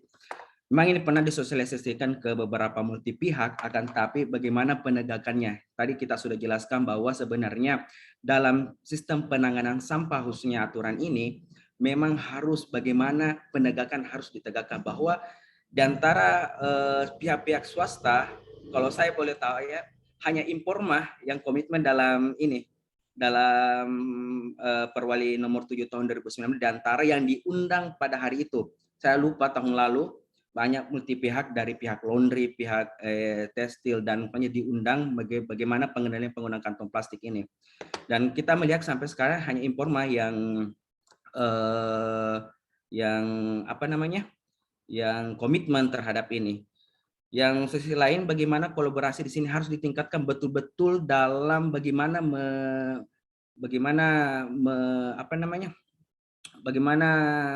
melibatkan multi pihak, khususnya di multi pihak dan penanganannya dan penanganan regulasinya. Kita lihat banyak regulasi yang dikeluarkan oleh pemerintah yang baru ini, tetapi penegakan dalam regulasi itu tidak diterapkan. Banyak pihak-pihak swasta, pihak-pihak industri masih menggunakan kantong plastik sekali pakai. Ternyata ada peraturan, tapi ini penegakan tidak diterapkan. Dan kita pernah melakukan penyusunan rencana aksi sebenarnya dengan multi pihak, khususnya Dinas Lingkungan Hidup di Kota Makassar. Kita tanda tangan di seluruh kecamatan dan bahkan kecamatan yang hadir, bagaimana membuat model pengolahan sampah yang ada di Kota Makassar dengan baik, mulai dari tingkat tapak yang dikatakan Kak Yusran tadi, bahwa betul bahwa sebenarnya pengolahan sampah dan penanganan sampah harus dilakukan di tingkat tapak atau di rumah tangga dari hilirnya. Kenapa di tingkat? Karena penghasil sampah yang banyak memang ada di rumah tangga. Kita bisa lihat bahwa rata-rata penghasil sampah di rumah hampir 1 kilo per hari. Itu berdasarkan data yang kami riset selama 8 hari. Mungkin kita, kalau dari segi pengalaman YKL itu sendiri, kita akan biasanya kita melakukan pendampingan ke khususnya di masyarakat tingkat tapak. Tapi dengan catatan bahwa pendampingan dilakukan tingkat tapak tidak mudah yang kita pikirkan, di mana misalnya pengalamannya membutuhkan waktu misalnya 1 tahun lebih, bagaimana merubah perilaku masyarakat dari misalnya yang lebih konsumtif misalnya berubah menjadi bagaimana menangani sampah misalnya, bagaimana memilah sampah misalnya dari tingkat tapak. Sisi lain bahwa sebenarnya kolaborasi sangat penting, akan tetapi kolaborasi ini bukan kolaborasi yang hanya dilakukan pada saat penandatanganan. Misalnya ketika ada penyusunan rencana aksi yang kita tangani, tapi bagaimana kolaborasi ini dihasilkan betul-betul komitmen. Misalnya kita libatkan pemerintah, tingkat swasta, startup, NGO, dan masyarakat. Dan khususnya di masyarakat ini, bagaimana masyarakat sebagai penghasil sampah sudah mengetahui tingkat bagaimana pengetahuan, sudah sampai di pengetahuan bahwa penanganan sampah memang memiliki dampak atau impact pada mereka. Kenapa penanganan sampah yang kurang? Karena masyarakat belum merasakan impact secara langsung. Misalnya di Kota Makassar, misalnya saya pribadi saja, kalau saya membuang sampah di sembarangan tempat, saya belum mendapatkan dampaknya. Tapi ini akan bersifat jangka panjang. Yang itu harus kita lakukan pendampingan ke tingkat lokal, tingkat tapak, bagaimana sebenarnya sampah yang kita tidak olah dengan bijak itu akan memberikan dampak panjang ke depannya. Dan di sini perannya NGO yang lebih atau komunitas-komunitas yang lebih bisa dekat kepada masyarakat. Tentu pemerintah juga harus di sini berambil peran dari sisi regulasi, di mana masyarakat sebagai pengguna, konsumen yang menghasilkan sampah bisa mengelola dengan bijak, di mana sisi NGO atau komunitas melakukan pendampingan, dan di mana ditunjang oleh pemerintah yang mengeluarkan regulasi dengan catatan penegakan regulasi yang harus komitmen dan harus tegas. Betul yang dikatakan Kak Yusran bahwa banyak memang regulasi, tapi seberapa besar penegakan yang dilakukan. Misalnya di Makassar banyak toko-toko atau industri-industri yang melakukan penjualan, tapi masih penanganan plastiknya masih belum bisa dikatakan berlaku di industrinya. Dan hanya satu catatan, hanya Informa yang melakukan yang bisa dikatakan walaupun tidak 100%, hanya Informa yang menerapkan perwali ini tentang pengendalian penggunaan kantong plastik. Mungkin itu Kakak Iya. Jadi kata kuncinya adalah bahwa kolaborasi harus kita lakukan dari sisi masyarakat, sebagai bagaimana masyarakat harus ditingkatkan pemahamannya bahkan sampai ke sikap dan praktik, dan NGO atau komunitas melakukan pendampingan, dan pendampingannya harus konsisten, dan sisi pemerintah harus menerapkan regulasi dan penegakan secara konsisten juga. Mungkin itu Kakak Iya. Kakak Iriansyah dari Kepulauan Aru, Maluku. Kayaknya saya kenal ini orang. Oke, jadi banyak sekali dari tadi pertanyaan-pertanyaan masalah regulasi yang bijak kantong plastik. Nah, mungkin ini kita bisa dengar lagi tanggapannya Kak Yusran. Kak Yusran, masih ada Kak Yusran? Kanda Yusran. Oke. Baik, oke. Kanda Yusran, ini banyak sekali pertanyaan-pertanyaan terkait masalah kebijakan-kebijakan, bagaimana bisa pemerintah kota itu betul-betul membuat suatu peraturan daerah, kemudian diimplementasikan, dan bukan hanya mengeluarkan peraturan yang di mana notabene ketika membuat aturan itu belum tentu orang-orang yang expert yang membuat itu, dan biasanya ada unsur-unsur kepentingan. Nah, menurut Kakak ini bagaimana sih untuk memaksimalkan peraturan-peraturan yang ada saat ini, ataukah diperlukannya peraturan daerah baru, dan bagaimana Kak Yusran? Silakan. Saya cuma mau mengingatkan kembali bahwasanya lagi-lagi jujur itu modal utama, jujur itu alas dari diri sendiri, jujur. Kalau pemerintah itu sudah ada dari undang-undang, PP, Perda, Perwali. Saya udah keliling juga daerah, belum ada pun satu daerah yang memberikan sanksi yang membuang sampah sembarangan atau apa. Lalu sudah seberapa banyak juga dana daerah yang memang selaku eksekutor yaitu adalah Satpol PP. Karena hari ini potret SKPD juga masih jalan sendiri. Regulasi itu hadir sebagai rambu-rambu. Regulasi hadir itu sebagai saya mau sebutnya.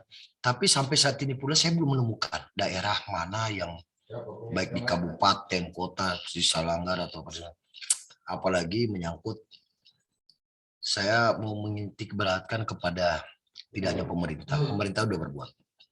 Kembali kepada kita semua. Sebenarnya apa yang menjadi problem solving di Kota Makassar ini?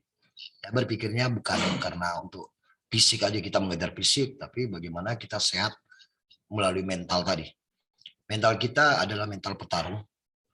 Mental kita bukan adalah mental pengecut atau pecundang. Itu banyak aspek-aspek nilai-nilai kecil yang bisa menjadi contoh kecil. Karena apa? Kita tidak malu lagi. Kita meninggalkan sebuah peradaban leluhur kita yang disebut itu tadi.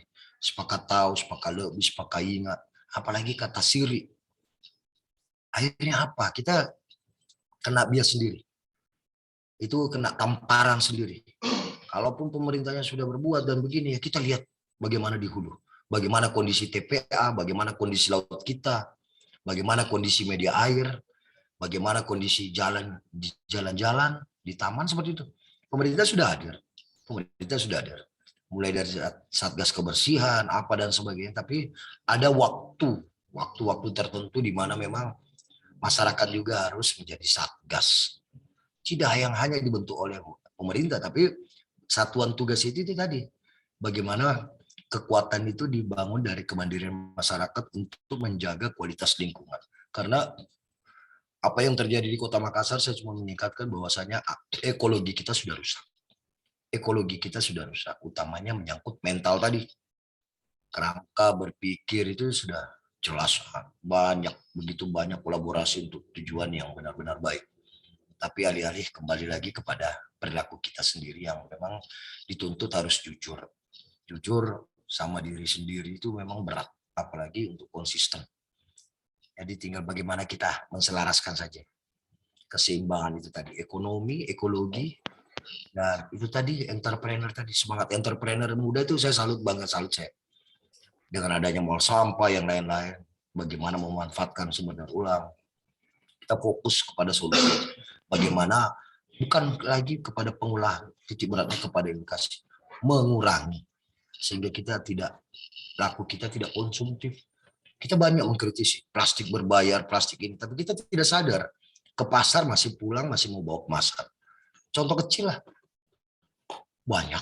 Pernah kami perlengkapan toko Eger itu di Jalan Rapocini Raya, pernah kami edukasi bagaimana praktek no limbahnya seperti apa. Ngapain pulang membawa plastik kalau kami harus seperti ini. Akhirnya mereka sadar juga, sadar diri juga. Akhirnya mereka, oh ternyata seperti ini. Nah, kembali persoalan insentif-disentif. Masyarakat, apalagi pelaku usaha itu penting juga. Tidak hanya diedukasi, tapi diberikan juga efek jerah. Konsentrasi hari ini jelang, apalagi mau jelang Ramadan, di utara kota sana itu di Jalan Tinumbu, dengan boomingnya bangkit ekonomi kecil. Kita lihat bagaimana perilaku orang yang datang berkunjung, membeli jajanan junk food, kemasannya belum dari plastik dan sebagainya. Begitulah potret Makassar, senang yang wow, senang yang megah. Padahal ujung-ujungnya kita mubasir. Pesan saya mungkin kata kuncinya itu tadi, jujur. Jujur, berlaku jujur sama diri sendiri, lalu lingkungan bagaimana menjaga harmoni dan selarasnya itu tadi. Untuk kita bagaimana kalau menyangkut tipis harapan, kita tipis harapan untuk bertahan di tengah. Karena alih-alih menyangkut problem aja, tiga isu global menyangkut Hari Peduli Sampah itu kami juga sedekah oksigen. Forum Komunitas Hijau tidak hanya sampah, kami juga sangat getol di menyangkut pelestarian. Malah basis kami itu ada berat karena adanya di pesisir, tempatnya di utara kota sana, bagaimana dengan kondisi culture, sosial, budaya dan sebagainya. Tapi mereka mau, bocah-bocah itu mau ternyata. Bahkan orang tua, anak muda yang tidak sekolah tinggi itu mau mereka. Cuman sentuhannya itu tadi. Lakukanlah dengan pendekatan hati. Bahasa hati itu adalah komunikasi bagaimana lebih dekat. Nah, masyarakat juga mau mengambil peran. Meski tanpa terlibat langsung oleh pemerintah, apalagi yang namanya bantuan. Karena mereka mandiri itu oleh mereka adalah sebuah kebanggaan. Mandiri itu adalah sebuah ketimbang mengharapkan program dari pemerintah tapi tak kunjung tiba, ujung-ujung ke pemerintah. Saya berterima kasih kepada Forum Insinyur Muda yang telah melibatkan saya secara pribadi, personal maupun dan kami tetap membuka ruang untuk kemajuan dan pelestarian lingkungan hidup yang ada di Kota Makassar. Baik Kak, terima kasih. Jadi jujur ya, jujur sampaikan dari hati ke hati. Sebelum kita tutup, mungkin teman-teman stay dulu di satu pertanyaan lagi, mungkin untuk ke Kak Adi ini, bagaimana sih peran Mall Sampah terkait masalah Jakstrada ya? Apakah ada sudah ada kerjasama ke Kota Makassar seperti itu Kak? Silakan.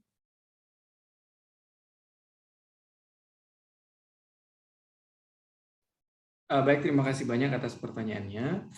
Jadi untuk Jakstrada, kita di Mall Sampah di 3 tahun terakhir ini kita fokus untuk menyediakan akses daur ulang dan mendigitalisasi sektor informal. Tetapi sejak tahun 2021 kita juga ada menyediakan teknologi ya, menyediakan software untuk sistem informasi persampahan di daerah, di sebuah daerah, untuk membantu pemerintah daerah mengintegrasikan sistem informasi persampahannya sehingga mudah di dalam melaporkan progres pengurangan sebesar 30% dan progres penanganan sebesar 70%, karena mereka ditarget sampai tahun 2025 untuk mencapai target nasional ya. Jadi setiap daerah ada targetnya, baik itu provinsi maupun kabupaten kota. Nah, jadi Mall Sampah membuat sebuah software,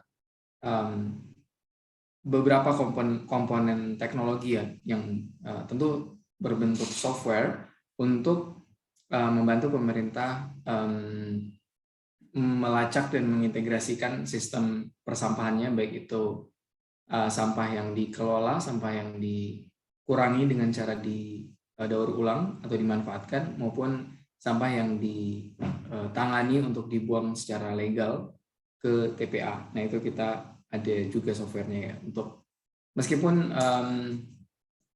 kerjasama kita itu baru ada Kota Maros ya, Kota Maros yang belum bekerja sama ya, masih audiensi, tetapi sejauh ini pemerintah Kota Maros juga cukup tertarik dengan sistem informasi persampahannya di Mall Sampah.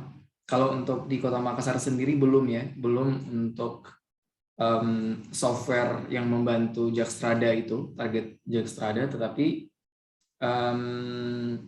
kita juga jalin kerjasama dengan bentuk yang lain ya, misalnya untuk sosialisasi pemilahan sampah untuk anak-anak sekolah, untuk ibu-ibu PKK dan sebagainya macamnya, seperti itu.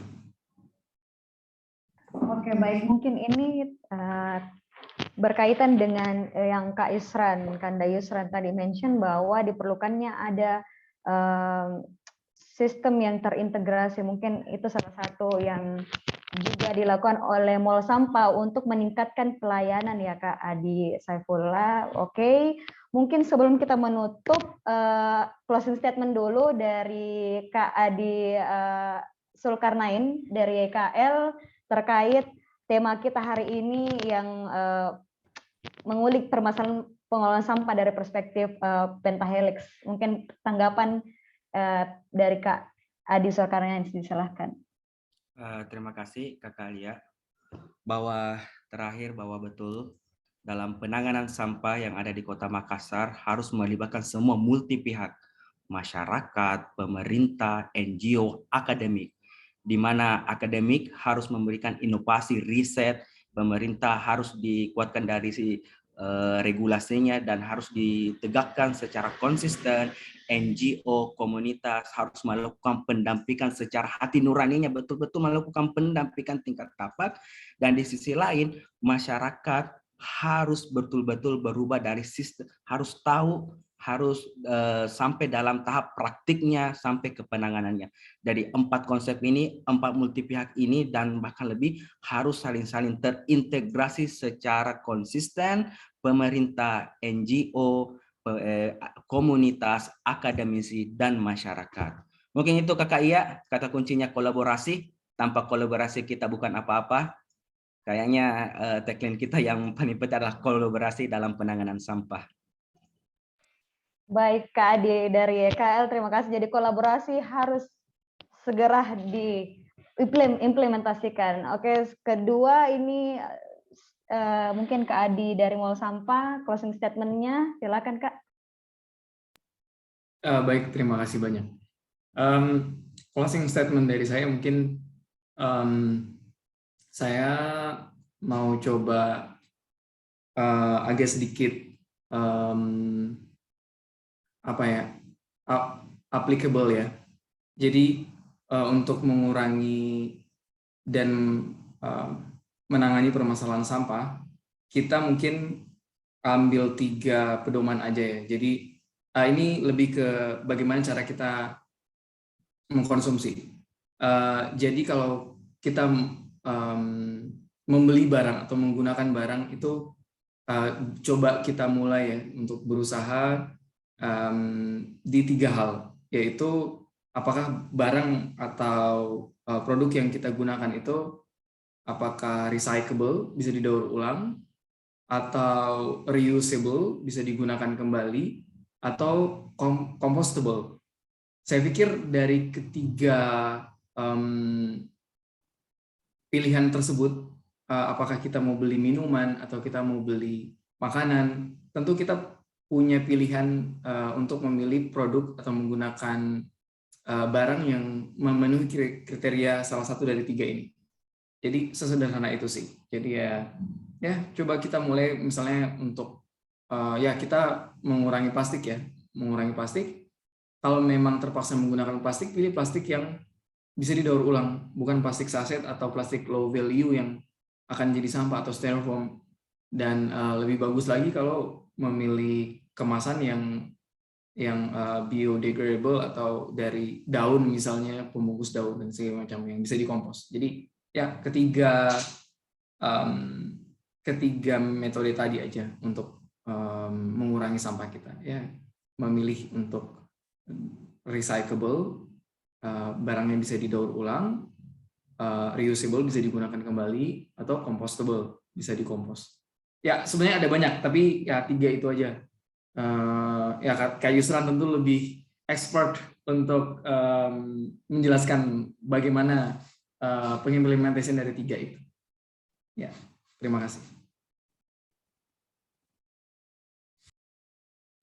Oke, baik. Jadi kata kunci dari Kak Adi itu reusable, recyclable, and compostable. Jadi itulah yang mungkin pendekatan-pendekatan yang harusnya kita tanyakan ke diri sendiri sebelum membeli sesuatu. Seperti itu. Apakah ini kebutuhan sesaat atau memang kebutuhan yang diperlukan primer seperti itu. Mungkin terakhir closing statement dari Kanda Yusran yang mungkin banyak sekali teman-teman di sini sangat ini ya Kak, kenal Kanda Yusran dan ingin mengetahui bagaimana sih closing statement dari Kak Yusran. Silakan Kak. Aduh, ini kayaknya lagi-lagi babak belur namanya nih. Padahal tadi sebenarnya pengen untuk jadi yang terakhir. Ternyata jadi terakhir juga, bukan yang pertama. Tapi untuk closing statement saya, sebagaimana jadi warga yang bijak di Kota Makassar ini, tidak hanya warga kota, tapi khususnya urban yang datang, urban social forum. Kekuatan urban social forum itu sangat menentukan.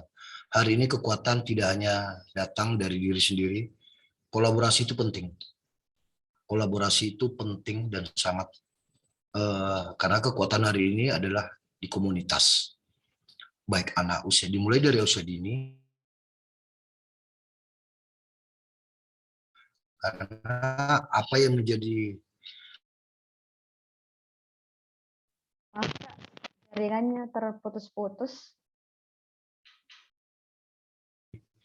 dan bertanggung jawab.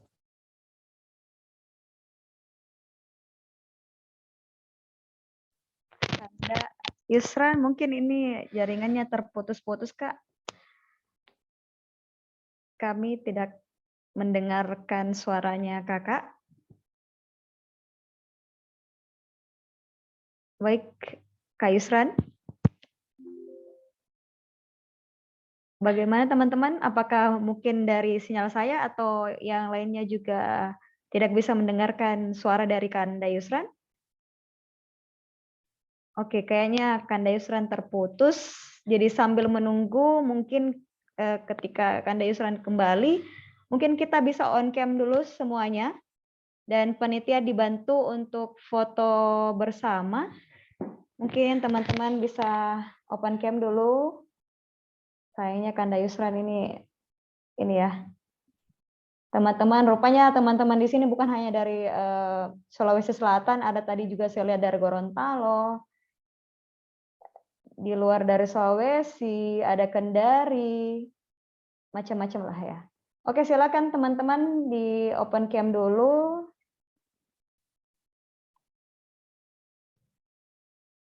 Oke, baik. Oke, Kanda Yusran, kita foto ya. Kita foto bersama dulu, Kak, baru kita lanjut untuk closing statement. Oke, panitia bisa dibantu? Oke, panitia saya hitung mundur ya. 3, 2, 1, senyum. Peace. Oke, mungkin satu kali lagi. 3, 2, 1. Oke deh. Oke, mungkin langsung Kak Kanda Yusran closing statement-nya, Kak. Sepertinya sudah tidak ada lagi closing statement. Saya cuma mengucapkan maaf dan terima kasih banyak kepada seluruh peserta kegiatan perayaan Hari Peduli Sampah Nasional yang diselenggarakan oleh Forum Insinyur Muda. Saya bukan bangga, tapi saya menjadikan ruang-ruang ini adalah ruang kelas belajar, karena saya juga masih belajar memperbaiki diri, bagaimana bijak di lingkungan, dan dimulai dari lingkungan diri sendiri, lingkungan kecil. Salam hormat dari kami, Forum Komunitas Hijau, yang siap kapan saja untuk berkolaborasi. Oke, baik. Dengan berakhirnya semua agenda hari ini, saya cuma mau menyampaikan bahwa nanti akan ada sertifikat yang kami kirimkan dari FIM ke kanda-kanda narasumber hari ini. Dan akhir kata, ya, untuk mencapai Jakstranas ataupun Jakstrada, upaya-upaya itu diperlukan dengan adanya kolaborasi kepada seluruh stakeholder yang ada. Dan pastinya karena kita di sini multidisiplin ilmu, kita harus mengambil peran di bidang ilmu kita yang masing-masing berbeda. Dan satu kata mungkin terima kasih kepada kanda-kanda narasumber, kanda-kanda dari FIM PI Sulawesi Selatan, dan juga seluruh peserta yang hadir pada hari ini yang menyitakan waktunya untuk bareng-bareng sama FIM ya. Dan juga closing statement-nya, apakah kalian mau menyampah, kata Kak Yusran tadi, apakah kalian masih mau menyampah atau tidak? Dan akhir kata, cintailah lingkungan seperti mencintai dirimu sendiri, karena sejatinya lingkungan akan setiap saat menemani hingga akhir hidup kalian semuanya. Terima kasih, mohon maaf jika ada salah kata. Wassalamualaikum warahmatullahi wabarakatuh. Terima kasih semuanya, Kak. Waalaikumsalam warahmatullahi wabarakatuh.